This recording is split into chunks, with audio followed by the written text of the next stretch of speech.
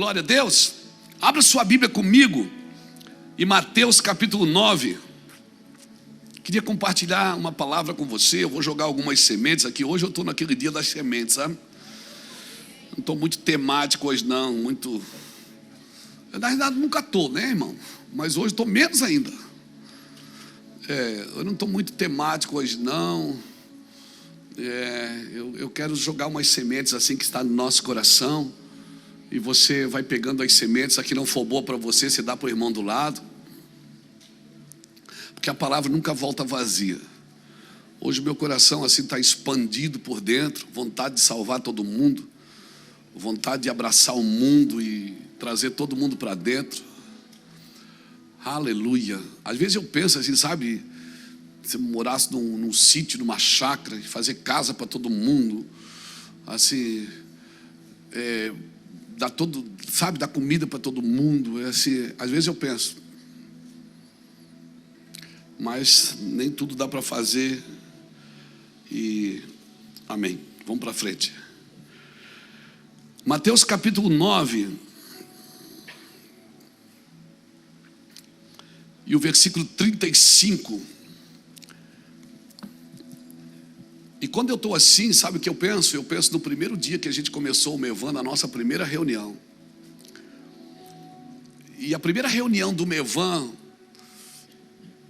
daqui ainda estava o Lapa, o Jackson, eu, o Lapa, o Jackson, nossas esposas. O Jackson ainda era solteiro, né, Jackson? Solteiro, né? Aí a Josi veio, salvou o Jackson. Glória a Deus, né? Foi um milagre assim, sobrenatural. Porque tem gente que diz, ai pastor, ora para mim casar. Tem gente que não precisa de oração, precisa de um milagre, né? Glória a Deus. Foi o caso do Jackson, né? Então, assim, né? A gente estava... A primeira reunião a gente fez lá no monte... Não, primeiro foi na casa do Lapa, né? No escritório da casa do Lapa, escrevemos de giz na parede. Aí o Lapa contratou um pintor, o cara foi lá e apagou tudo. E depois a segunda ou terceira nós fizemos lá no Monte da Cabana, lá em Camboriú. Lá em cima a gente fez. E as palavras que vieram foi essa aqui. Mateus 9:35. Depois tivemos também Mateus, eu acho que foi Lucas 4. Se eu não me engano, é o mesmo texto. Está aqui, é a mesma escrita. Mateus 9:35 diz assim: e percorria Jesus todas as cidades e povoados, ensinando nas sinagogas e pregando o evangelho do reino. Perceba que pregar é diferente de ensinar. Curando toda sorte de doenças e enfermidades. Vendo ele as multidões, compadeceu-se delas, porque estavam aflitas e exaustas como ovelhas que não têm pastor. Então se dirigiu a seus discípulos. Ele viu a multidão e falou com os discípulos. Ele viu a multidão e falou com a sua equipe. Ele disse: a seara na verdade é grande, mas poucos são os cearenses. Não, a seara na verdade é grande, mas os trabalhadores são frouxo não, poucos. Grande é a seara, mas poucos são os trabalhadores. Rogai, pois, ao Senhor da seara que mande trabalhadores para a sua seara. Que mande trabalhadores para a sua seara. Jesus já tinha um problema 2000 anos atrás, irmãos. Não, pastor, mas hoje tem muita gente fazendo a obra de Deus, mas trabalhadores da seara tem poucos. Para não dizer frouxos. Só entra se tiver garantias. Que só vai se tiver garantias. Que só faz se tiver garantias. E às vezes nós queremos garantias num mundo que Jesus foi rejeitado. Nós queremos garantias num mundo que Jesus foi rejeitado. Jesus olhou, primeiro, percorria, andava, não parava, estava sempre em movimento, pregando à multidão e ensinando aos seus discípulos, curando os enfermos. Vendo ele a multidão, compadeceu-se dela, porque elas estavam confusas. A tradução NVT diz que elas estavam confusas. Existia uma geração confusa. Aleluia. Irmãos, e uma geração confusa não precisa de pastores confusos. Elas precisam de pastores com clareza. Você não precisa saber muito, mas você precisa saber para onde está indo. Porque você só leva as pessoas aonde você está. Você só leva as pessoas até onde você foi. Você não consegue levar pessoas se você não esteve lá, você não pisou. Por isso a nossa classe pastoral, homens e mulheres de Deus que estão na frente de igrejas ou não, nós precisamos ser aperfeiçoados naquilo que Jesus quer. Conhecemos as Escrituras, estamos numa geração que estuda muito, que sabe tudo, que tem informações numa velocidade que a gente jamais viu. Mas muitas vezes é uma geração confusa, que não tem clareza acerca das promessas, dos princípios de Deus. E aí a gente vai criando no caminho doutrinas que não tem nada a ver com o Senhor. Ontem nós tivemos uma reunião aqui com o nosso grupo de ensino. Tivemos um tempo muito precioso, muito alegre. Conversamos um pouco. E como é gostoso, irmãos, desfrutar. Como é gostoso desfrutar do ensino, daquilo que Jesus quer. Porque muitos ensinam, falam de tudo, mas não falam da vontade de Deus para a igreja, da vontade de Deus para cada pastor. Ensinam tudo, ensinam você a encher a igreja, estratégias para você encher suas cadeiras, para você ganhar tantas almas em tantos meses. Está parecendo aquelas promoções de internet de perder peso. Perca peso sem parar de comer. Irmão, alguém consegue perder peso sem parar de comer? Tenha crédito sem ter dinheiro. Meu Deus, isso é utopia. E às vezes, dos púlpitos, oferecemos coisas que não vão chegar a lugar nenhum, irmãos. Não, irmãos, não vão chegar. Nós estamos num momento agora que nós precisamos aperfeiçoar o coração e a mente dos santos, da equipe. Por quê? Porque as multidões estão de novo como ovelhas sem pastor. As multidões estão doentes, estão confusas, estão gastando milhões e milhões por causa da sua ansiedade, por causa das suas depressões e por causa dos seus estresses. E quando eu falo gastar em milhões, eu nem estou dizendo que estão gastando com tratamento. Não, se fosse tratamento seria melhor. Estão gastando com caminhos alternativos, compulsivos em compra, compulsivos no prazer, compulsivos, sabe, em tudo que fazem na vida são compulsivos. Irmãos, se os pastores agora, a gente não parar para cuidar dessas pessoas, e não é dar mais trabalho para elas, não, gente. Não é dar mais trabalho. Eu sei que pastor, pessoas que não trabalham, dá trabalho. Mas não adianta eu encher a igreja de trabalho de segunda a segunda. Porque eu posso estar promovendo o que Deus está combatendo. Às vezes eu estou promovendo coisas que Deus está tentando combatê-las. Não é dar mais trabalho para elas. Antigamente a gente dizia: ah, pastor, meu filho está na droga. Não, mas a irmã vai para a igreja, Jesus vai dar vitória. Irmão, esse parafraseado, ele não é mais dessa forma. Porque as igrejas estão cheias.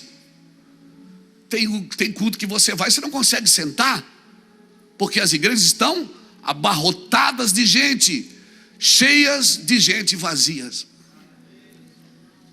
Por quê? Porque o que ela está comendo do altar,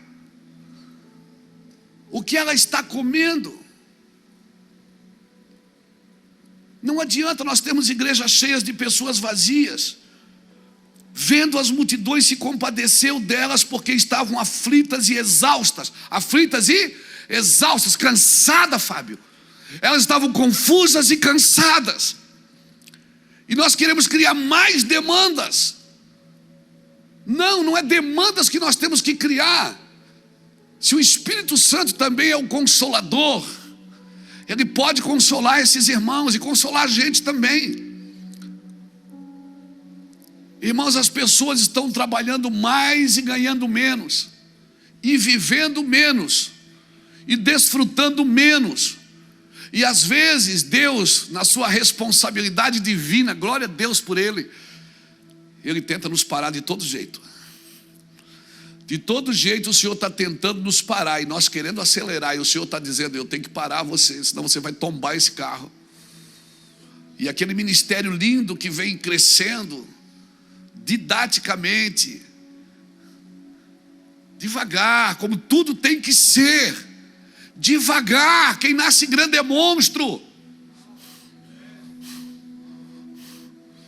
Quem nasce grande é dinossauro. Como tem que ser devagar, a continuidade requer conferência, conferir o que continua. Está continuando? Está continuando, mas você está conferindo como está continuando? Porque daqui a 10 anos talvez nós vamos ter que parar para refazer tudo de novo. Porque câncer também cresce, pandemia também cresce. Então o crescimento não é a garantia que Deus está me abençoando. Eu preciso crescer saudavelmente na visão, naquilo que Jesus tinha, porque Jesus, irmãos, Ele não tem planos com a multidão, ok, já sabemos. Ele vê a multidão, Ele vê que as pessoas estão confusas e exaustas, mas Ele não fala com a multidão, Ele fala com os discípulos: gente, nós precisamos orar para Deus mandar trabalhadores para a sua seara. Então vamos trabalhar mais, vamos abrir. Não. Nós precisamos trabalhar na edificação desses fundamentos. Nós precisamos trabalhar. Irmãos, descansa, vai crescer. Amém? Não negocie nada. Não negocie para a sua empresa crescer, para o seu ministério crescer. Não negocie. Não, em outras palavras pejorativas, eu diria: não toma bomba para ficar forte. É só levantar o peso que é necessário. Amém? É só botar as vitaminas necessárias que você vai crescer. Você vai ficar grande e vai ficar saudável. Porque senão daqui a pouco nós vamos ter que parar, irmãos. Então nós estamos numa reunião de pastores. Deixa eu falar uma coisa para ti, meu pastor querido. A coisa mais corajosa que você vai dizer na sua vida vai ser: me ajude. A coisa mais corajosa que você vai dizer na sua vida: alguém me ajude. E nós temos dificuldade de dizer isso. Temos ou não temos? Vamos ser verdadeiros. Muitos de nós saímos de algum lugar, porque é normal, a igreja ela vem saindo. E a gente às vezes saiu e a gente continua trabalhando na mesma velocidade, porque a gente às vezes sutilmente quer mostrar de onde a gente saiu que a gente é bom e que a gente dá certo. Irmãos, não entra nessa pilha, querido. Não perde a sua casa. O sucesso no ministério não substitui o fracasso da família. Não substitui. Pedir ajuda. Mas se eu pedir ajuda, as pessoas vão achar que eu estou desistindo. Não. Se você pedir ajuda, as pessoas vão entender que você está querendo continuar saudável. Amém? Se rodeie de amigos. Agora, amigo para mim é como uma árvore. Como, pastor? Explica. Tem o amigo folha. O amigo folha, no primeiro vento ele vai embora. Tem um amigo galho. Qual é o amigo galho? Não suporta a pressão do lugar. Botou um pezinho, plá, quebra. Mas tem o amigo raiz. Você não vê ele todo dia. E você nem precisa ver ele todo dia. mas Ele te ajuda e te mantém de pé. Ele te ajuda e te mantém firme, forte. É o amigo raiz, é aquele que diz, nós estamos juntos. E não estamos juntos só quando a câmera está ligada, não. Nós estamos juntos. É um casamento, é na alegria e na tristeza, na saúde e na doença, na adversidade ou na prosperidade. Esse é um casamento. E desse amigo você não vai se livrar nunca. E glória a Deus por isso, amém? E tomara que ele também não se livre de você, amém?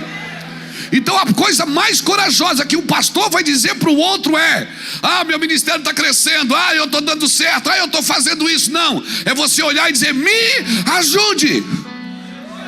É a coisa mais corajosa que um pastor pode falar na vida. Porque todo pastor que disse me ajude está de pé. Aquele que ele está lutando, está de pé. De manhã ele luta com o leão, de tarde tem um gigante, mas ele está ali apanhando, todo cheio de cicatriz, todo cheio de marcas, mas ele está ali, dia após dia. E todo dia, me ajude, me ajude, me ajude. Esse cara está de pé. O que se isola busca a sua própria ruína. Provérbio 18 diz que ele insurge-se contra a verdadeira sabedoria. Porque Deus é coletivo, Deus é macro, Deus é comunidade, é comunhão. Amém, irmãos? Amém? E aí tem pessoas que elas se isolam, elas chegam no topo e elas ficam suscetíveis à queda. Por quê? Por que elas ficam suscetíveis à queda? Isso eu aprendi com o pastor Jadilson. Porque em vez de ela se proteger, ela quer proteger o lugar que ela chegou.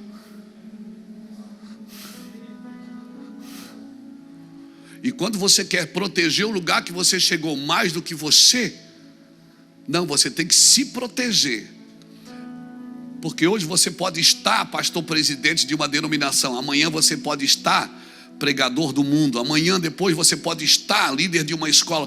Ei, você está no vento, e o espiritual é como um vento. Então não contabilize as coisas que você perdeu para poder chegar aqui e entender, porque tudo que você perdeu para entender valeu a pena ter perdido. Na realidade você não perdeu, você ganhou, porque agora você está entendendo. Significa o quê? Que você pode ter tudo de novo, que você nunca mais vai perder. Por quê? Porque agora você entendeu. Aleluia. Mas aí o cara vai, cresce, papá, ficou famoso. Aí ele começa a trabalhar para proteger o lugar, não para proteger a si. Não, querido, proteja você. Davi, quando precisou, ele tirou a coroa da cabeça, tirou a roupa de rei. Zadok quis levar a arca junto, ele disse: não, isso é problema, é eu e Deus. Deixa a arca aí, deixa tudo aí. Eles estão brigando por causa da arca, deixa a arca para eles. Eles querem poder, deixa o poder para eles. É posse, deixa a posse. Deixa. O que é que eu faço? Eu vou sozinho para o deserto com Deus. E lá eu peço uma coisa que me garante vida eterna, que me garante sucesso: cria em mim um coração puro, porque só um homem de coração puro verá a Deus. Os puros verão a Deus, amém? Amém, os puros verão a Deus. Os manipuladores não verão a Deus. Então não protege o lugar, meu amigo. Se o lugar estiver correndo risco por causa da sua decisão de seguir a Deus, deixa o lugar correr risco. Proteja a sua casa, proteja a sua família. Porque é natural, irmão. É natural o ser humano, quando ele se sente acuado, o que é que ele faz? Ele tenta se proteger.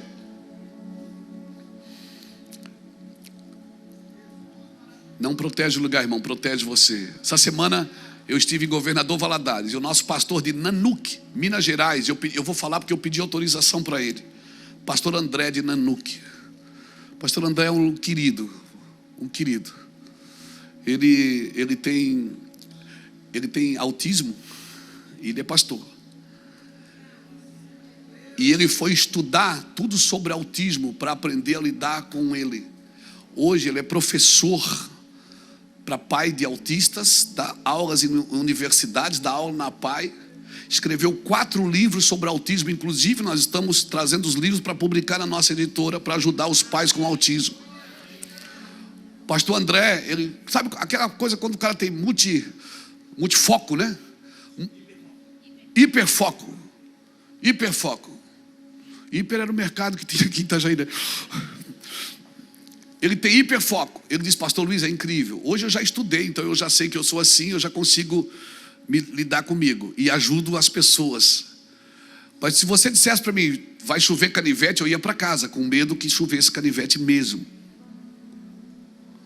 Ele disse: se o senhor me convidasse, vai lá em casa tomar um café. No outro dia eu estava na sua casa, eu tomava o café e ia embora. Mas não vamos conversar? Não, você não me chamou para conversar, você chamou para tomar café. Eu, rapaz, eu gostei da ideia. É boa. Ele falou para mim: pastor, quando eu morei sozinho, eu ainda não era casado com a minha esposa, e eu morei sozinho, pastor, foi um tempo de tanta solidão que eu pensei que eu ia morrer naquela solidão. Sabe o que eu fazia? Eu escrevia cartas para mim mesmo. Eu botava no correio, e a carta chegava para mim, eu abria e li e chorava com a minha carta. Eu digo: não, você não fazia isso, André. Ele disse: fazia.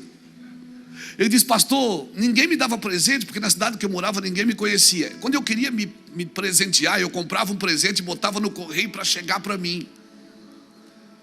Irmão, esse é o cúmulo da solidão. E ele falando para mim, aquilo desceu uma unção na hora que a gente estava conversando com alguns pastores. Irmão, foi uma choradeira. Eu disse: André, você me permite falar disso em púlpito? Ele disse: claro, pastor. Eu só estou falando, eu estou curado, eu estudei tudo sobre mim. Eu aprendi. E eu aprendi a lidar comigo e a lidar com as pessoas que têm autismo. E hoje eu sou professor. Eu dou aula. Pastor, eu tenho 60 livros escritos que eu nunca publiquei. O cara é uma máquina. E eu disse: como você aprendeu? Ele disse: com quem que eu acho que eu aprendi? Ele disse: com Jesus, o Nazareno. Ele disse: com ele. Com ele. Ele foi para a cruz sozinho. E ele venceu a morte, o inferno, a solidão, o desprezo, a calúnia. Ele venceu, e não só venceu, ele se tornou o Salvador. E é isso que eu quero, pastor Luiz. Eu venci, eu aprendi a lidar com o autismo comigo, e estou ajudando muitas famílias. Estou chamado para dar palestra em muitos lugares. Eu digo: tá bom, mas você não vai lá em casa tomar café não. Irmãos, deixa eu te falar uma coisa. Ele é um pastor. Como nós precisamos. Não pense que você está com a Bíblia, que você fez seminário, que você está na igreja, que você é o pastor presidente, o PP, lá do seu ministério, que você não está suscetível a essas coisas. A gente resolve BO de todo mundo. E às vezes a gente tem que cuidar para não esconder os nossos problemas no problema dos outros. Porque enquanto você resolve o problema dos outros, você não trabalha os seus. E a semana passada eu sentei com um homem que aprendeu a resolver os seus problemas para poder ajudar os outros a resolver os seus. Ele não começou pelo problema dos outros, ele começou pelos seus. Então eu te digo, meu pastor, minha pastora querida, cuida bem da sua saúde mental. Cuida bem da sua saúde. Pastor, mas eu oro. Tem gente que não precisa de oração, precisa de um psicólogo. Que isso? Precisa de um psicólogo, precisa de alguém para te ajudar a descobrir como lidar com você mesmo. Mas eu tenho o Espírito Santo. Esse é o problema, é que nós vamos endemonizando tudo que nós não aceitamos. Nós demonizamos tudo que nós não aceitamos, que nós não controlamos. E isso é um perigo, porque a religião faz igual. A religião demoniza. Pessoas foram mortas em fogueiras, pessoas foram mortas em arenas, porque a religião entendia que ela não podia parar aquilo, não podia controlar aquilo, então era melhor destruir aquilo. Por favor, irmão, não entra nessa pilha. Irmãos, Deus disse o que para Samuel? Você é um ceifeiro, meu irmão. Nós precisamos desesperadamente de trabalhadores que trabalhem na sua seara. Não é de mais gente falando besteira. Não é de mais gente criando doutrinas, criando, sabe, um evangelho de plástico sem sentimento, onde pessoas são coisas, tratadas como coisas. Não, irmãos. Deus disse o que para Samuel? Vai na casa de Jessé, porque um dos seus filhos você vai ungir. Irmão, só que quando Samuel chega na casa de Jessé, Davi não está. Para que Deus manda Samuel na casa do Jessé, sabendo que Davi não estava? Por que ele não disse, vai no pasto? Davi está lá no pasto, unge ele. Não. Ele disse, vai na casa de Jessé. Chega lá, Davi não está.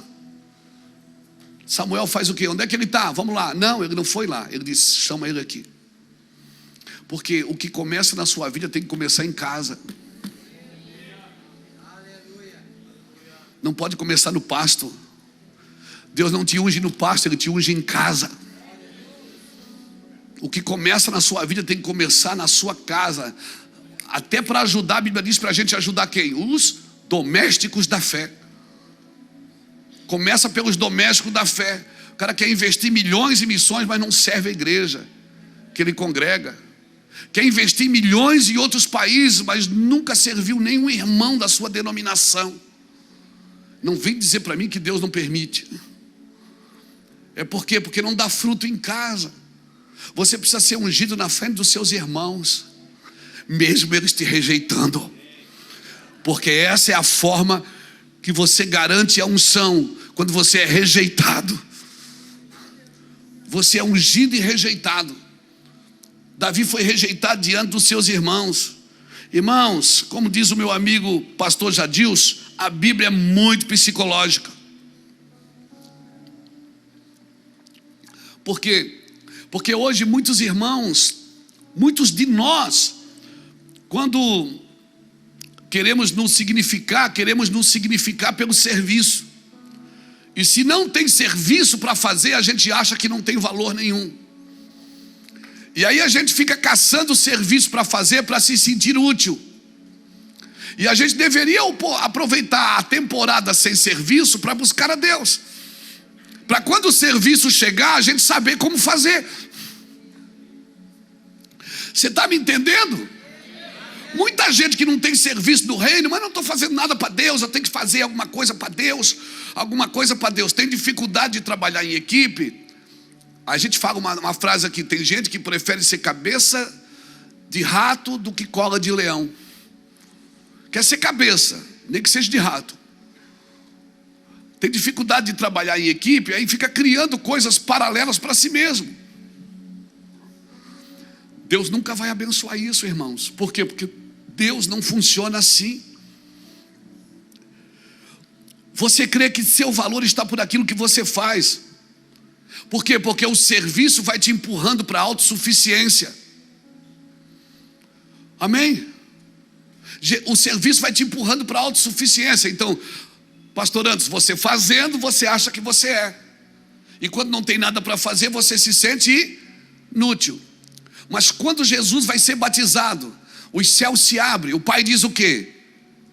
Esse aí é o meu filho amado, em quem a minha alma tem prazer. A minha pergunta, Jesus já tinha pregado para alguém? Jesus já tinha feito algum milagre? Jesus já tinha começado o ministério? Não, Deus deixou claro, eu reconheço Ele antes dele fazer alguma coisa. Eu reconheço Ele antes dele fazer. Então não compre amor pelo serviço.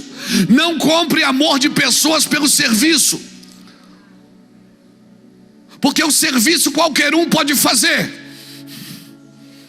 Então ande com pessoas que celebram vidas, não serviço.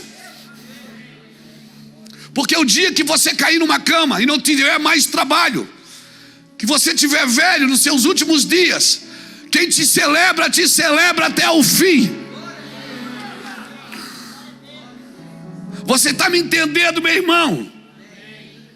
Aleluia, mas nós vamos pegando as coisas com a mão.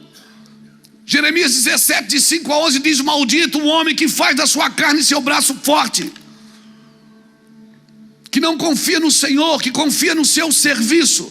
Eu não estou dizendo que você tem que ficar em casa sem fazer nada. Eu estou dizendo que muitos de nós estamos doentes, confusos e exaustos, porque estamos fazendo muitas coisas que não precisaríamos fazer. E certamente, se estamos fazendo o que não precisaria, deixamos de fazer o que é necessário. Jesus não tinha feito nada ainda, e Deus disse: esse é meu filho.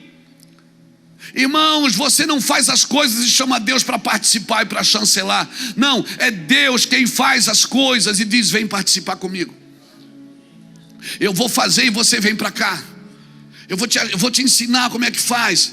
Então, irmãos, nesse auditório, as pessoas que estão nos assistindo pela internet, as pessoas que sentam na nossa frente todas as semanas, são filhos e pais. Às vezes filhos, pais e netos. Às vezes filhos, pais, netos e bisnetos. Então, os filhos, nesses dias, os mais jovens, precisam ajudar os pais a serem mais ágeis. Mas os pais também precisam ajudar os filhos a serem mais sólidos. Porque agilidade sem fundamento também é perigoso. Se torna movimento, e movimento sem fundamento se torna monumento. E daqui a pouco é monumento. Acabou o movimento. Então muitas coisas que nós ouvimos na igreja, em todos os lugares, elas estão no campo da subjetividade e não no campo da objetividade. É subjetivo, mas não é objetivo. Ou seja, ouvimos, cremos, mas não praticamos. E eu tenho que ser objetivo, não subjetivo. Eu creio, então eu faço. Criei, por isso falei. Eu preciso crer, mas eu preciso também trabalhar a partir daquilo que eu creio. Eu não posso só crer e dizer Deus sabe. Não, amém. Ontem eu e o Saulo conversávamos, na hora que estávamos no almoço do ensino. O Saulo sabia que escrevendo um livro ele tinha que pregar, ele tinha que viajar, ele tinha que mostrar isso, ele tinha que falar a mensagem que Deus deu para ele. E assim, quando Deus te dá alguma coisa, você vai ter que carregar isso, você vai ter que viajar com isso, você vai ter que levar isso. Então as coisas que Deus te dá, elas não te cansam na rota e nem na jornada. O que nos cansa é aquilo que Deus não nos deu, e a gente vai fazendo desanimado, não tem mais prazer de fazer.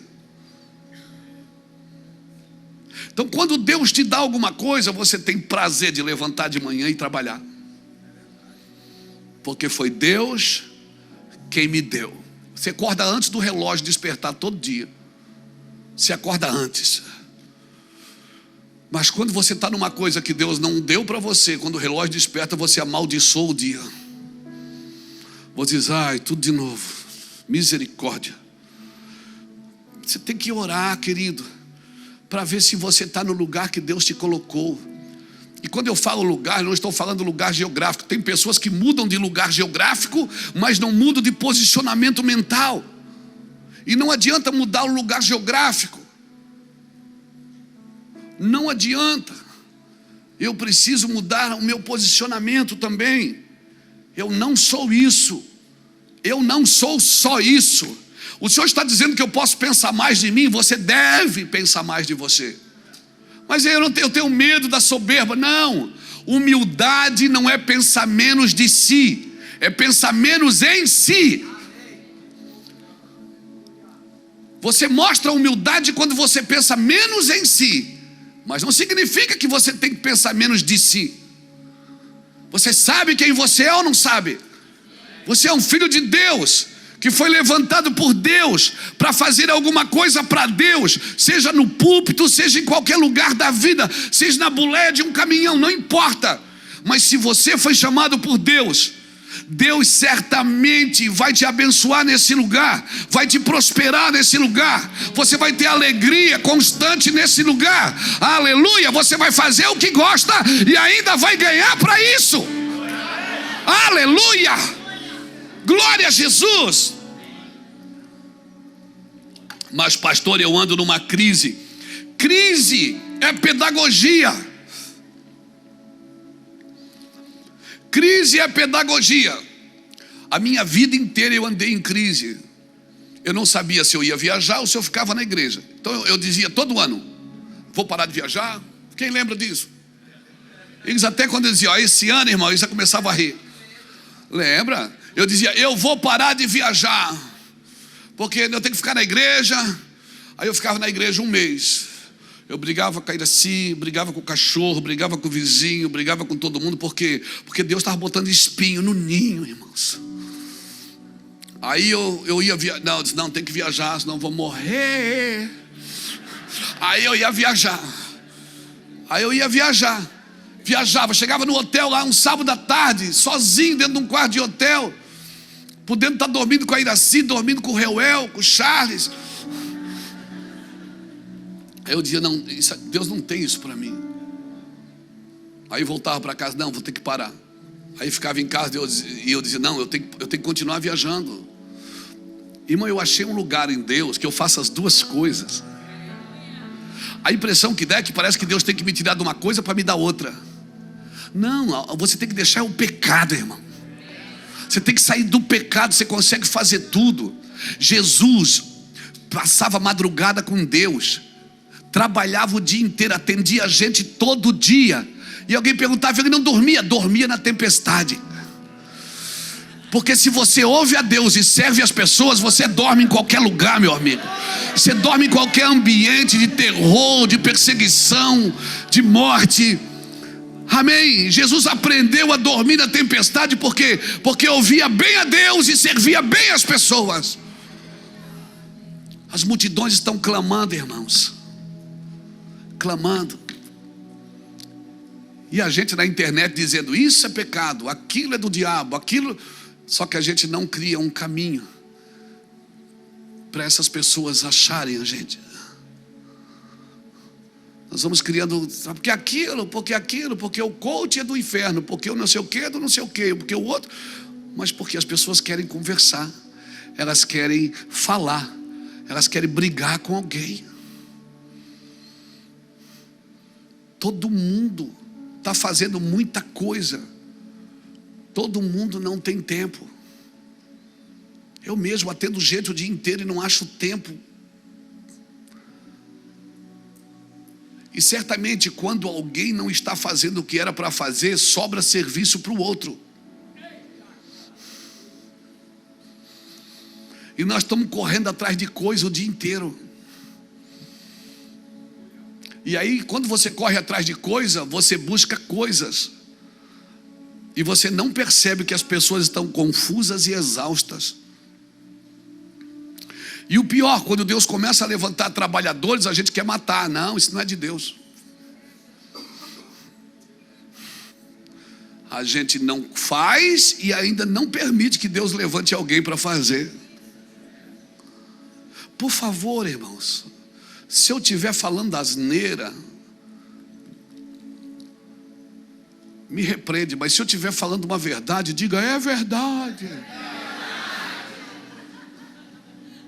Fala mesmo, Deus. É Deus que fala. A questão é, ouvimos, o que vamos fazer? Porque Jesus viu uma necessidade e ele falou com os discípulos, vamos orar para que ele levante trabalhadores, ceifeiros para a sua seara. Nós precisamos trabalhar. E nós vamos trabalhar em nome de Jesus para preparar os próximos ceifeiros e ceifeiras. Nós vamos treinar em amor, treinar em propósito, treinar teologicamente. Precisamos. Amém, irmãos? pessoas que mortificam a carne todo dia é uma luta. Irmão, matar a carne é diferente de mortificar a carne. Matar a carne é você matar e achar que está morta. Mortificar é matar todo dia. Mortificar é você matar todo dia, que você lutar com aquele negócio todo dia. Está filmando. Então pensa bem se vai levantar a mão ou não. Não, porque tem irmãos aqui de outros ministérios que às vezes o ministério não gosta que eles venham aqui. Quando a câmera passa, eles falam assim: ô, show, cantaralá, ô, aleluia, tampa o rosto assim, terra, mistério. Aí quando vê na internet, não era você, não. Eu? Até doido se eu vou nesse lugar. Se eu vou nesse lugar. Mas quantos de nós lutamos com alguma coisa todos os dias? Quantos de vocês lutam com alguma coisa todos os dias que sabe que não é de Deus? Mas a gente já sabe que não é de Deus. Então para que a gente precisa lutar? Porque é isso que nos mantém vivos, constantes, sempre abundantes no Senhor, sabendo que no Senhor o nosso trabalho não é em vão. Aleluia! O nosso trabalho não é em vão. Amém. Pode aplaudir o Senhor se você recebe essa palavra. Aleluia. Então não é, mas é, pastor, e está tudo funcionando. Irmãos, eu já fui em lugares que a comida é boa. Irmão, a comida é boa. A teologia é saudável. Os irmãos são irmãos de comunhão. A comida é boa, mas quando vai servir a mesa, pega aquela panela de barro, toda suja do carvão do fogão de lenha, plá, em cima daquela toalha branca. Ou seja, a comida é boa, cozinha bem, mas serve mal. Como eu já fui em lugares que a mesa é linda, tudo combinando, tom sobre tom, na paleta. O guardanapo é da cor do tapete, que é da cor do quadro da parede. O prato tem 3, não sei para quê. Tem um agora que eles chamam, que vai embaixo do prato. Suflá. Suplá? Não é sofá? Eu pensei que era uma plancha de sofá. Não é sofá, é suplá. Aí tem o prato, aí tem um grande, aí tem um pequenininho. Talher. Tem o do peixe, tem o do frango. Tudo lindo, mas quando serve a comida,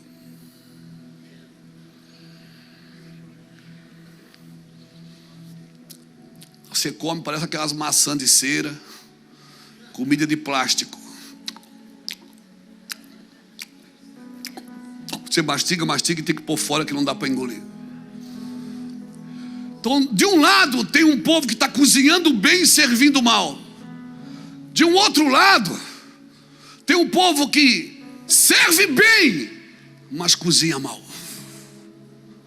Nós precisamos de uma sintonia, irmãos, de achar um lugar em Deus que a gente cozinhe bem e sirva bem. Aleluia! Jesus desceu na terra para mostrar isso para mim. A comida é boa e o servo é bom. A comida é boa e a forma de servir é autêntica. Eu e você precisamos achar esse lugar. Então, funcionar bem não é tudo. Eu tenho que viver bem para poder funcionar bem. Porque eu posso estar funcionando bem e vivendo mal. Não é só funcionar, eu preciso viver, meus irmãos. Então tem lugares que eu vou, tudo funciona bem, mas não tem vida. Não tem vida. O culto não tem vida. Não tem vida, irmãos.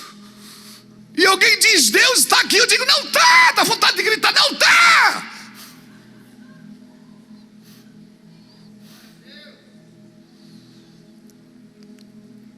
Mas Deus falou que estaria onde tiver 2 ou 3. Está na Bíblia. Ele falou, eu vou estar aí. Mas está todo mundo prestando atenção em tudo e em todos, mas não em Deus. E Deus não vai aonde o lugar não é para Ele.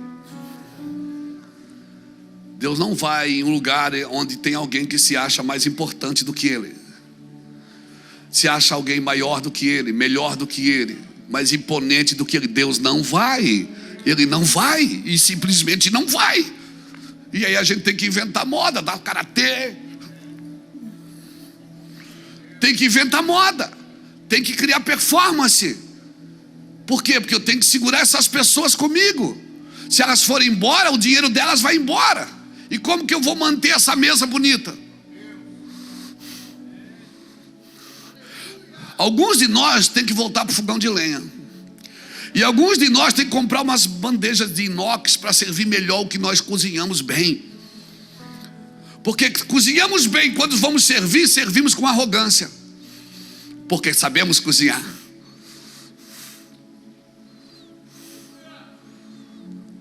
Os outros servem bem, mas não tem comida, não tem constância, não tem vitaminas, não tem, sabe, não muda a vida de ninguém. É o evangelho antropocêntrico, onde o homem é o centro das atenções, não é Deus. Irmãos, nós precisamos, eu não vou falar isso para o povo domingo, eu vou falar para nós, pastores, é nós que precisamos. É nós, eu me incluo aí. Eu também sou pastor, eu estou nessa igreja, nesse púlpito. Vai fazer 24 anos em fevereiro no mesmo púlpito. Não, era outro, que esse aqui nós já quebramos umas 10 vezes. Antes tinha uma arca de Noé aqui, né? De madeira. Eu estou aqui há 24 anos na mesma porta, trabalhando no mesmo lugar e falando as mesmas coisas.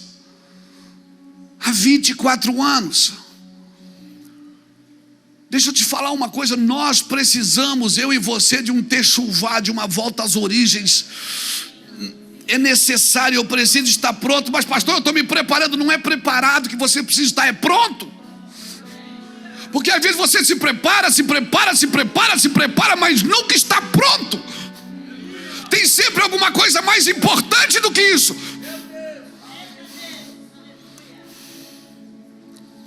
Deus sempre fica em segundo plano.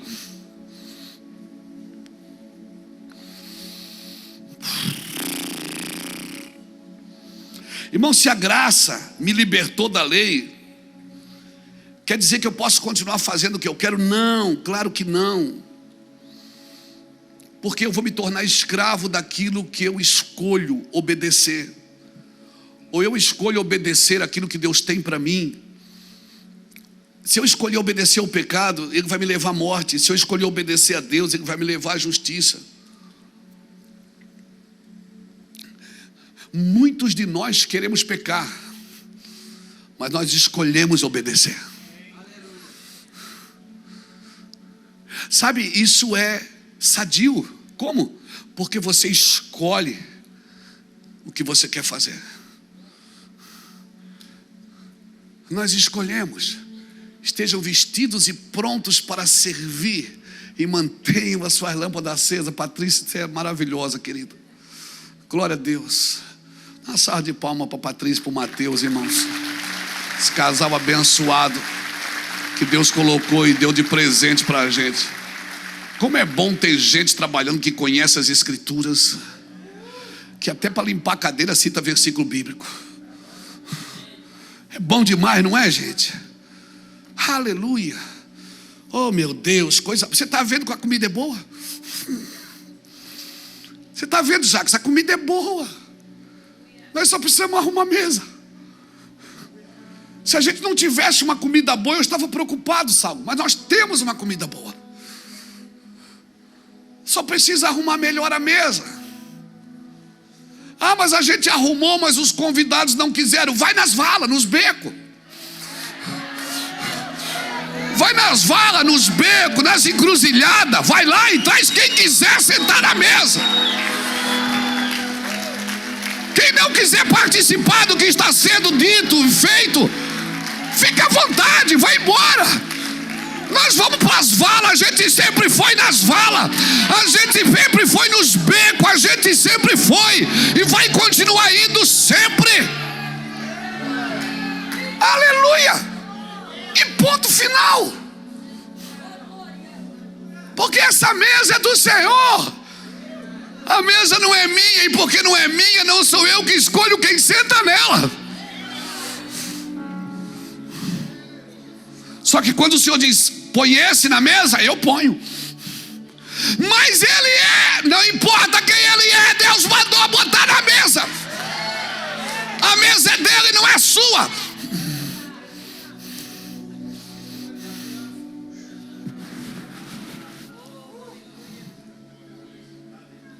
Você escolhe por afeto, mas Deus escolhe por propósitos.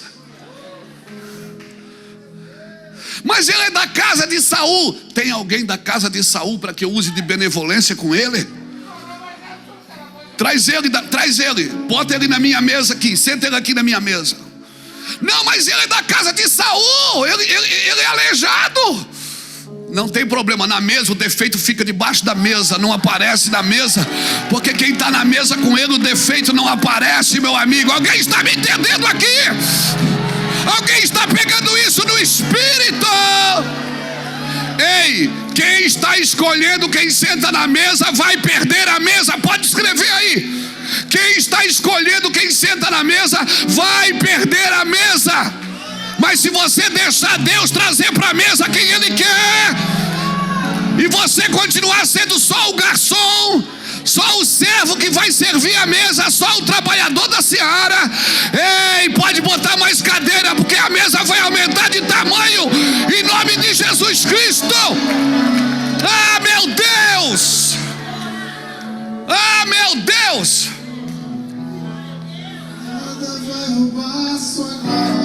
Não vai não! Nada vai roubar sua glória! Sim! Tudo volta pra ti. Nada vai roubar sua glória. Nada vai roubar sua glória. Tudo veio de ti e tudo volta pra ti. Nada vai roubar sua glória. Você é escravo daquilo que você escolheu obedecer, meu irmão. Senta aí, vamos embora que eu estou animado. Você se torna escravo daquilo que você escolhe obedecer.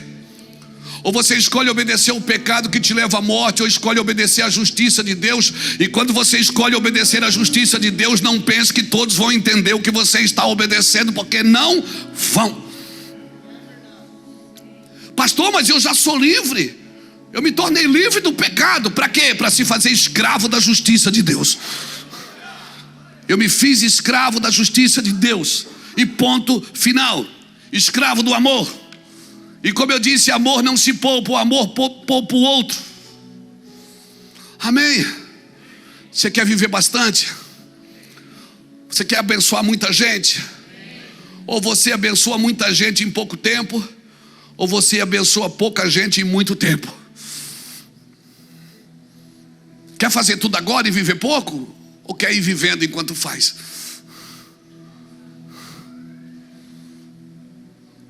Você pode fazer tudo agora, tudo de uma vez só, e morrer cedo.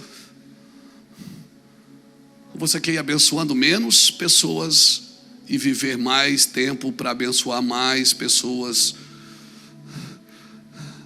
Cuide de você, da sua saúde mental. Cuide da sua alma. Cuide. Descanso é tão importante que Deus trata como mandamento.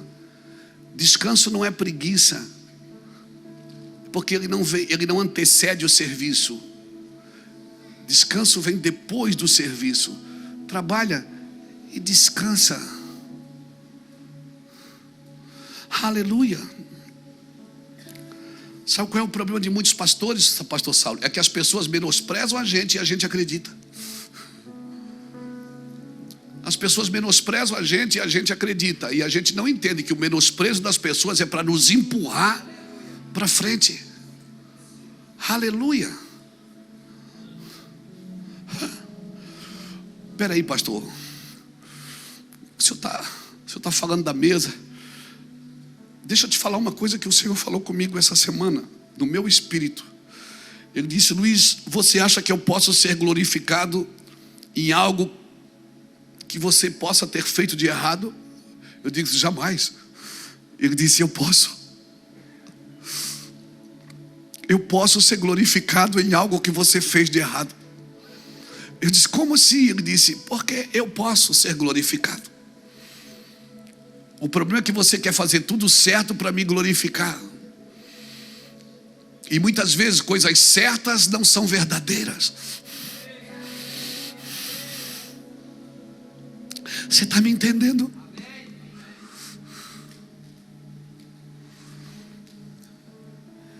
A árvore é do bem e do mal, irmão, não é da verdade. A árvore da verdade é a árvore da vida.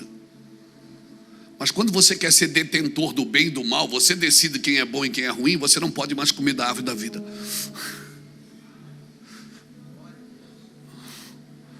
Quando Adão e Eva comeram da árvore do bem e do mal, do conhecimento do bem e do mal, Deus não permitiu mais eles comer da árvore da vida.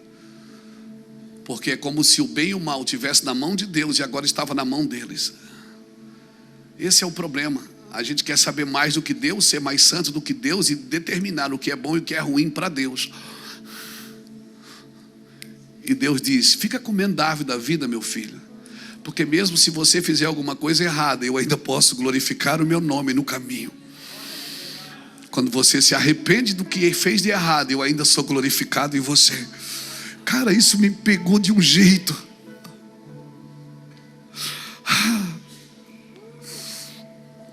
É claro que as pessoas, elas se identificam mais com a gente, com a nossa vulnerabilidade, do que com os nossos acertos. Então, quando você acerta, você tem o aplauso das pessoas. Quando você erra, você tem a crítica delas. Mas quem não gosta de você, não gosta e pronto, você acertando ou errando. Porque quem não gosta de você, se você errar, vai dizer: viu? Não falei? E se você acertar, viu? É vaidade. Está fazendo por vaidade, está fazendo por interesse. Então, irmão, não estou nem aí.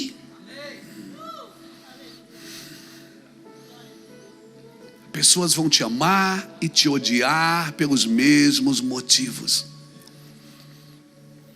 Porque pessoas têm interesses, todo mundo tem os seus. Então, querido, muitas coisas que acontecem na nossa vida é porque nós estamos no mundo caído. Você quer que tudo seja bom no mundo caído? Você está no mundo caído, as coisas acontecem. Você está arriscado a sair de carro aqui e brigar no trânsito. Você está arriscado a sair daqui, sentar num restaurante e discutir com uma pessoa porque você não gostou da comida, porque isso, porque aquilo. E porque você discutiu não significa que você não é um homem de paz. Você está me entendendo? Porque nós julgamos as pessoas pelo certo e pelo errado. Se alguém errou comigo, já era. Se alguém acertou comigo, é bem-vindo. Por isso Paulo diz em 1 Coríntios 9,19, um versículo que eu não me canso de falar: embora eu seja livre de todos, me faço servo de todos. Porque sendo livre de todos, fiz-me de escravo de todos, a fim de ganhar o maior número possível. Sabe quando é que eu consigo servir uma pessoa? Quando eu sou livre da opinião dela. Eu sou livre da crítica e do elogio. Porque a mesma pessoa que me elogia hoje pode me criticar amanhã. E eu não posso me mover por aceitação disso, irmãos. Você está me entendendo? Quem morreu na cruz por você não foi ninguém, foi Jesus. Vá para Ele. Você é um pastor. Aleluia. Você não estabelece uma cultura. Se você não estabelece uma cultura de amor, certamente já tem uma cultura sendo estabelecida de falta de amor. Toda a cultura de Cristo que você não estabelece, certamente já tem uma cultura sendo estabelecida.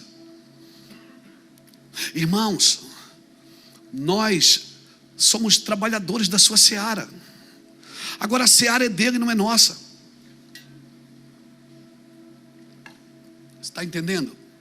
Estou sendo claro, estou falando bem devagar, porque essa mensagem mexeu muito comigo essa semana. E eu vejo aqui no Mevan, na nossa casa, nesses dias, de 2, 3 reuniões que nós fizemos com o nosso grupo de ensino, com nossos pastores, com os nossos obreiros, sabe, eu já vejo uma movimentação para os próximos dias.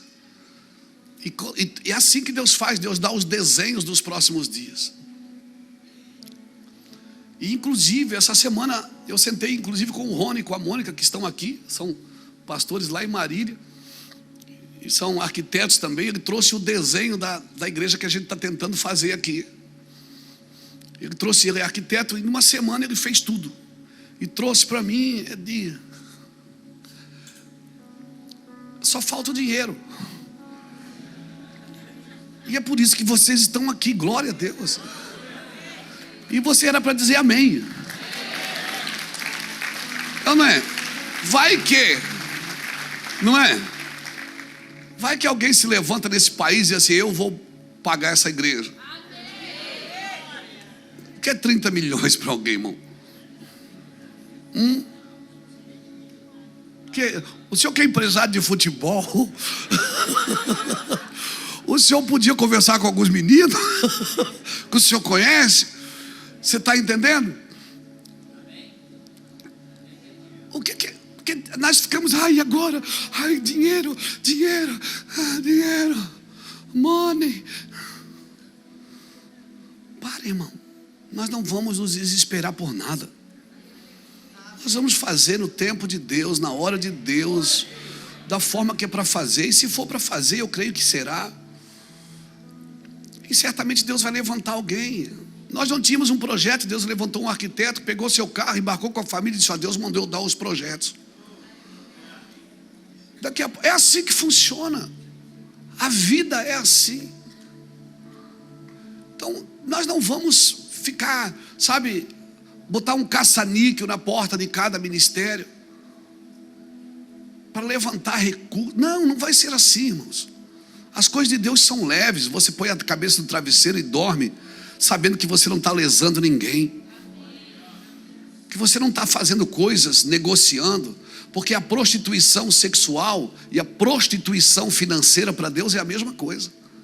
Está em Efésios 5:3, que não haja conversações entre vocês, está aqui, que não haja entre vocês imoralidade sexual, impureza ou ganância. Para Deus é a mesma coisa. Se prostituir sexualmente, se prostituir financeiramente, para Deus é a mesma coisa.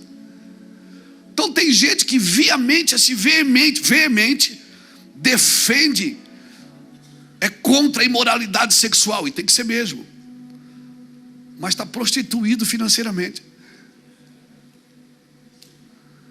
Você tem que ser tão zeloso com a imoralidade quanto você é com a avareza. Você está me entendendo? É isso, a gente come um mosquito e engole um camelo. Então nós vamos construir. Eu estou usando eu falei do Rony porque quem é construtor sabe, 30%, 40% do seu capital você vai gastar nos fundamentos. Se você tem 1 milhão para fazer uma casa, 30%, 40% desse dinheiro é para os fundamentos. Você sabe disso, porque uma construção é o fundamento. Para fazer, você tem que estar disposto a gastar no fundamento. E quando você gasta nos fundamentos, espere para não ser louvado pelos fundamentos. Ninguém vai dizer: meu Deus, que sapata de casa bonita. Meu Deus, olha a sapata dessa casa. Não, as pessoas olham para a varanda, elas olham para a decoração, elas olham para a textura da parede, mas ninguém elogia fundamento. As pessoas só prestam atenção no fundamento quando as paredes estão rachando, ou quando querem construir alguma coisa maior em cima daquilo que já tem. E como nós queremos construir algo maior em cima daquilo que já tem, avançar com essa palavra, nós vamos ter que mexer nos fundamentos. Amém, irmãos? Amém? Depois você lê Atos capítulo 1, versículo 11. Jesus vai voltar, você acredita que ele vai voltar? E os anjos, quando Jesus está subindo, os anjos dizem o quê? Esse mesmo Jesus que você está vendo subir é o mesmo que vai descer. Amém? Ele é o mesmo, será o mesmo que subiu. E ele quer voltar para a mesma igreja que ele deixou um dia. Ok, a igreja mudou. Ela mudou, ela tem painel de LED, ela tem internet, ela tem microfone, ela tem som. Ela mudou a forma de fazer igreja, mudou. e vai mudar cada vez mais. Só que os fundamentos dela não mudam. Amém? Jesus não mudará. Só que essa igreja que mudou, ela quer mudar Jesus que vai voltar. Essa igreja que foi mudando no caminho, ela quer mudar Jesus que está voltando. Ela quer dizer que o Jesus que está voltando não é o mesmo que subiu. Não, ele é o mesmo que subiu, irmãos. Os princípios dele são imutáveis, não vai mudar nunca. Jesus saiu da eternidade, entrou no tempo para me tirar do tempo e para me levar na eternidade. Ok, isso aí é um trocadilho já antigo. Mas daí quando Jesus entra no tempo e quer me levar para o tempo, quando Jesus vem, eu quero segurar esse Jesus aqui para abençoar o meu futuro, Muracava. Jesus vai abençoar meu futuro, a minha igreja, meu ministério. E eu não tenho é porque eu não construo sobre fundamentos eternos. Eu não tenho uma clareza de construir um futuro em cima de fundamentos que se apoderam da vida eterna. Nesses muitos anos, irmãos, muitas coisas foram construídas em cima da igreja. Autoajuda não é mais ajuda do alto. A igreja hoje vive com muito autoajuda e não tem ajuda do alto. Ela não busca ajuda do alto, ela busca autoajuda. Terapia por tudo, entretenimento, falsas doutrinas, licenciosidade, legalismo. Tudo isso foi colocado em cima da igreja e ela perdeu alguns fundamentos. E nós precisamos refazer os fundamentos, porque o Jesus que está voltando para a mesma igreja fundamentada que ele deixou na cruz. Ele mesmo disse: eu edificarei a minha igreja, Mateus 16, 13 a 18. Eu edificarei a minha igreja. E você vai perceber uma coisa: os grandes ensinamentos de Jesus foram para pequenos grupos. Toda vez que Jesus assentava em algum lugar, as pessoas sabiam que ele ia ensinar. Quando ele ficava de pé, ele expulsava demônio, curava enfermo, pregava para as multidões. Mas quando ele se assentava, sempre vinha uma galera e sentava ao redor dele, que eram os seus discípulos. Amém? Então eu e você precisamos de uma reforma aqui, da forma de pensar de ser um ceifeiro, a forma de pensar de plantar uma igreja, a forma de pensar de como ser um pastor autêntico. Mas eu quero ser um pastor relevante. Você não precisa ser relevante, você precisa ser influente. Tem gente que é relevante, mas não é influente. É relevante para si mesmo, é relevante para o seu nome. Parece que estamos construindo torres de Babel para fazer o nosso nome célebre. É só o nosso nome que é célebre. Não, esse lugar de chegar em Deus não é do nosso jeito. Ninguém consegue chegar a Deus por si mesmo. É Deus que cria o caminho para você chegar a Ele. Por isso Ele deu o Espírito Santo, porque o Espírito Santo, até as orações Ele leva a Deus, porque não sabemos orar como convém. Então a impressão que dá é que muitos de nós ainda estamos construindo torres porque queremos chegar a Deus, mas nós não chegamos a Deus pelas nossas torres. Amém? Amém, irmãos? Diga comigo: reforma. Irmãos, reforma de uma revelação coletiva. Nós precisamos de uma reforma, de uma revelação coletiva. Não é de uma revelação a partir de uma religião. Não é uma revelação a partir de uma denominação, mas de uma revelação coletiva. O indivíduo recebe e coletiviza a revelação. Lembra quando Deus chamou Gideão? O anjo está lá sentado, olhando Gideão, malhando trigo no lagar. Juízes capítulo 6, versículo 11 em diante. Gideão estava lavrando trigo no lagar. Está aqui. Então veio o anjo do Senhor e assentou-se debaixo do carvalho que está em Ofra, que pertencia a Joás, o Ebiesrita. E Gideão, seu filho, estava malhando o trigo no lagar para o pôr a salvo dos midianitas.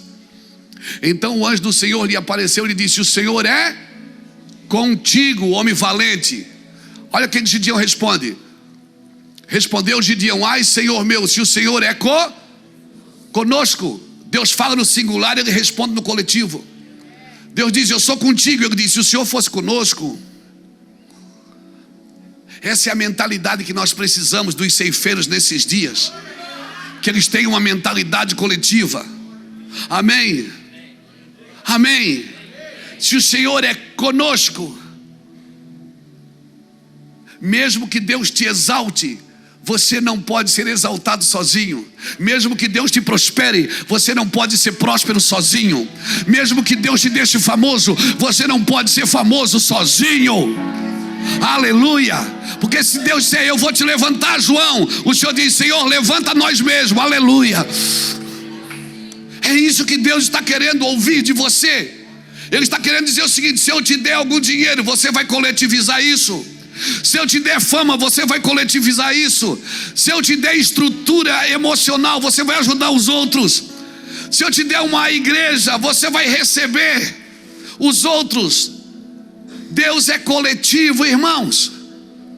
Eu não posso pensar só em mim.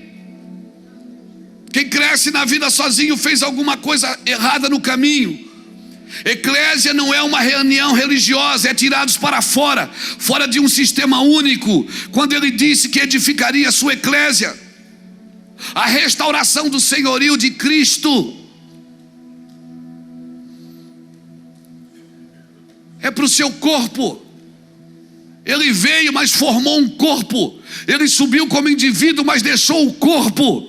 E agora ele está sentado à direita de Deus, esperando que os inimigos sejam impostos por estrado dos seus pés, por aquilo que ele deixou. Nós somos eclésia. Aleluia. Aleluia. Ah, pastor, mas não, irmãos, tudo não tem que se tornar um inferno para Jesus voltar. A gente está esperando tudo ficar pior para Jesus voltar. Não tem, uma parte disso pode ser limpo. A igreja, a eclésia perdeu o propósito de governar. Ela começou a trabalhar para sair daqui, em vez de transformar o seu ambiente primeiro. A igreja começou a trabalhar para sair daqui, e ela não mudou o seu ambiente. Mas eu vou ser arrebatado. O Promorá que se dane, Itajaí que se lasque. Não, irmãos. Enquanto você está aqui, você tem que trabalhar para mudar o ambiente que você está. Tudo não tem que se tornar um inferno para você subir.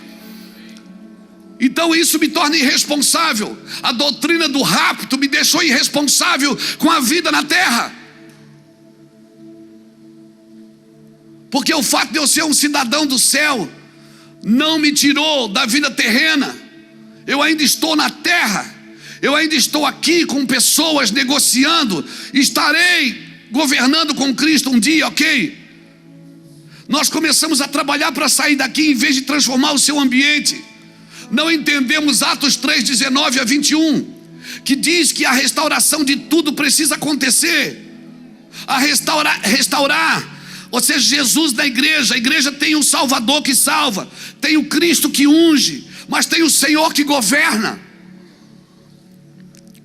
E os céus estão retendo para que venha a restauração. E nós estamos esperando Jesus voltar. O que nós queremos mesmo é ser arrebatados e sair daqui logo. E Jesus está dizendo: por que vocês não trabalham para transformar o lugar que vocês estão? Por que você não alimenta o necessitado, não serve o aflito, o caído? Por que você não abraça o angustiado? Nós precisamos de uma reforma do senhorio de Cristo sobre a terra. O domínio sobre a terra, o domínio sobre tudo e todos, irmãos. Uma eclésia derramando autoridade sobre a terra.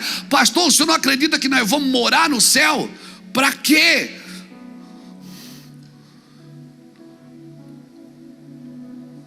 Eu acredito sim nessa conjunção. Céus e terra se encontram. Nós precisamos estar juntos, irmãos. Eu estou aqui na terra, eu não posso ir para casa irresponsável. Eu não posso ir para casa. Eu tenho uma palavra para a nação, eu tenho uma palavra para a cidade. Não, mas eu vou para o céu, que se lasque tudo aí. Amém. Aleluia. Não sei se eu estou conseguindo mexer com você, mas, irmãos, reino sempre vai confrontar reino. Reino vai confrontar reino. O reino das trevas não entende o reino de Deus, mas ele reconhece. Ele pode não servir, Fábio, mas ele reconhece. Ele reconhece, porque, reconhece. Olha, eu vou te falar uma coisa perigosa de falar, mas Herodes entendia mais do reino de Deus do que os sacerdotes. Porque quando os magos chegaram e disseram: onde está o rei dos judeus? Aonde? Herodes perguntou: eles têm rei? Você não sabia não? Porque reino confronta reino. Herodes perguntou: onde é que ele nasceu? Herodes se alarmou. Por quê? Porque reino confronta reino. E por isso nós falamos muito dos profetas e dos apóstolos, porque eles carregam uma revelação de Jesus como Senhor e Rei. Por isso eles são tão confrontados no reino das trevas. Reino confronta reino, bota isso na sua cabeça. Onde Elias passava, os falsos avivamentos se encerravam.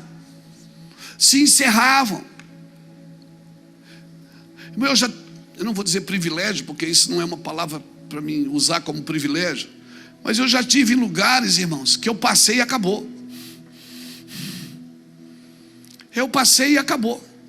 Passei e disse: façam assim. Não fizeram, acabou. Eu não estou dizendo que eu sou o culpado, eu espero que eu não seja, mas eu já tive lugares que eu passei e pessoas morreram, porque eu disse: olha, façam assim. Se vocês fizerem assim, Deus vai fazer isso, isso e isso. Estava tudo errado. Ei, Deus não vai te deixar de levar em lugares porque está tudo errado. Mas você tem uma sentença para liberar. Eu liberei palavras em lugares, irmãos, eu sei o que eu estou falando. Eu não vou dar nomes porque eu não gosto de exposições. Eu estou aqui para guardar meus irmãos, embora eles possam ter feito coisas erradas. Eu já estive em lugares que eu liberei palavras, sentei com aquelas pessoas e disse: façam assim, porque Deus tem isso para fazer com vocês, se vocês fizerem assim. Não fizeram, ok, vamos embora. Eu não estou dizendo que eu sou o profeta da revelação, o profeta da chuva. Não, pelo amor de Deus, não coloque títulos em pessoas que não tem nada a ver isso. Eu estou dizendo que quando Deus não deixa de te levar em lugares porque eles estão equivocados. Deus não deixa de te levar, mas Deus te leva com o objetivo de você liberar palavras de amor, sentenças de amor, para dizer: Deus te quer de volta, Deus quer você de volta, Deus quer pegar você de volta, Deus quer atrair você de volta. Irmãos, Elias passou em lugares que se fecharam. Deus, meu Deus. Pastor, o senhor acha que o Brasil está fechado? Acho. E como é que faz para abrir? Faz o caminho que Elias fez. Os céus ficaram fechados em Samaria, até que viúvas e órfãos voltaram a ser visitados. Segundo, até que lideranças corruptas foram confrontadas. Terceiro, até que religiosidade de Baal foi derribada. Até que o povo que tinha água escondida em casa trouxe. Até que as pedras do altares do Senhor que estavam em ruínas, Elias foi lá e consertou. Até que o fogo volte a acender esse altar. Olhe para a trajetória, estude a trajetória de Elias e veja como uma nação pode, de um céu fechado, abrir os céus de novo. O problema é que nós estamos apontando para Lula, para Bolsonaro, para PT, para PL. Nós estamos apontando para partidos políticos, quando quem tem que abrir os céus é a igreja. Quem tem que abrir os céus é a igreja. Estude a vida de Elias. Ele disse: não vai chover até segundo a minha ordem. E foi para o Ribeiro de Querite. Deus disse: vamos começar a reforma. Vamos começar a reforma? Vamos. Deus falou para ele o quê? Vai na casa do órfão e da viúva. Essa é a verdadeira religião. Vamos começar por eles. Vamos começar por eles? Vai na casa do órfão e da viúva. Serve eles. Dá comida para eles. Serve eles. Dá comida para eles. Se eles acreditarem na tua palavra, enche a botija, enche a farinha. Então comeu o órfão e a viúva, deu certo? Deu. Agora vamos para o segundo. Qual é? Encontre Acabe, confronte ele. Encontrou Acabe e confrontou Acabe. Terceiro, confronta a falsa religião. Sobe no monte sozinho, só você. Não leva os amigos folha não, nem os galhos. Leva só os raízes. Sobe aqui e confronta a falsa religião. Manda eles fazer um altar e você faz outro aqui. Deixa eles usar as mandingas deles, as campanhas deles, as coisas deles para ver se eu vou lá. Eu não vou. Eu vou vir aqui. Eu estou sendo muito coerente no que eu estou falando. Julguem no seu espírito. Não me traduza na alma. Você não vai entender.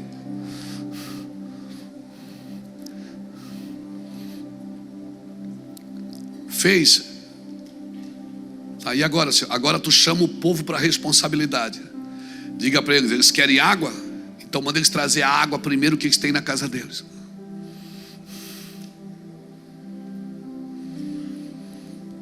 Traz 4 mais 4 mais 4, 12 fala de governo. Vamos começar um novo governo. Restaura agora o altar, as pedras do Senhor. Que pedras? As pedras que eu tirei do Jordão, em Josué capítulo 4, quando eu disse que aquele altar deveria ser um memorial. E as pedras estavam em ruína. Juntaram as pedras de novo. Bota o novilho, bota a água do povo, confronta a religião, confronta a falsa doutrina, confronta os líderes corruptos. Confronta, não ataca.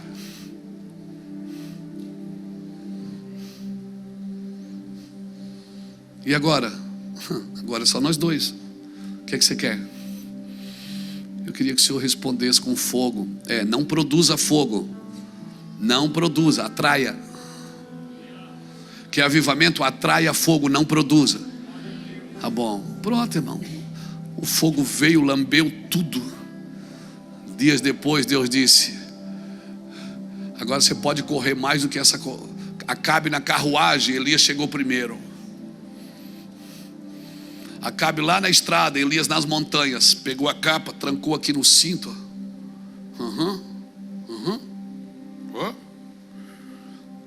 E saiu correndo e chegou primeiro que Acabe.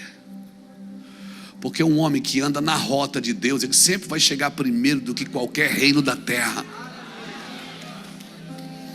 Mas a capa tem que estar presa no cinto. A capa fala de unção.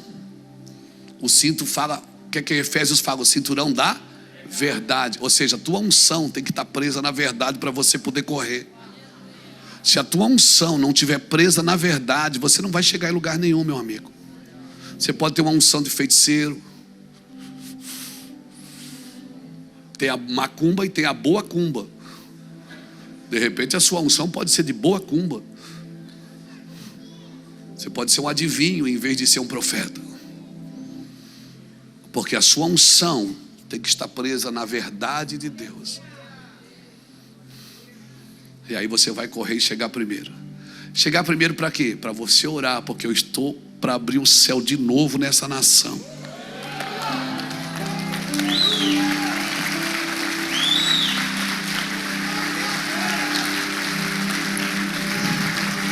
Eu vou abrir o céu de novo nessa nação. Alguém está me entendendo aqui? Eu estou profetizando. Deus vai abrir de novo o céu sobre essa nação.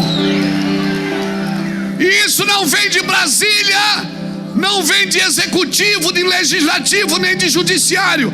Isso vem do altar de Deus, de ceifeiros que estão andando na rota de Cristo.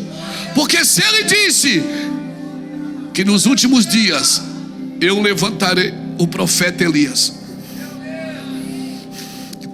Ele diz: nos últimos dias eu levantarei o profeta Elias, e ele converterá o coração dos pais aos filhos e dos filhos aos pais.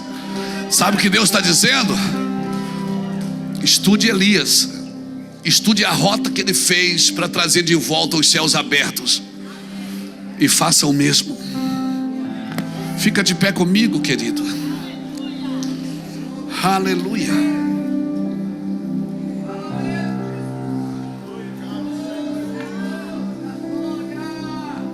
Eu espero ter te ajudado, porque essa palavra me ajudou muito essa semana. Eu espero ter te ajudado. Eu estou gastando a minha vida, como nós cantamos aqui. Essa música tem sido o meu hino esses dias. E se você for analisar essa música, quem está cantando ela é João Batista. Ele está dizendo: eu estou preparando o caminho. E quando ele viu Jesus passar, ele disse: é Ele, por Ele que eu estou gastando a minha vida. O homem que era descendente de sacerdócio, que assumiria o sacerdócio do pai, foi para o deserto com os essênios, renunciou à vida dele, comia uma comida estranha, vestia uma roupa estranha, com uma mensagem pesada. Mas quando ele viu Jesus passar, ele disse: é Ele, é Ele.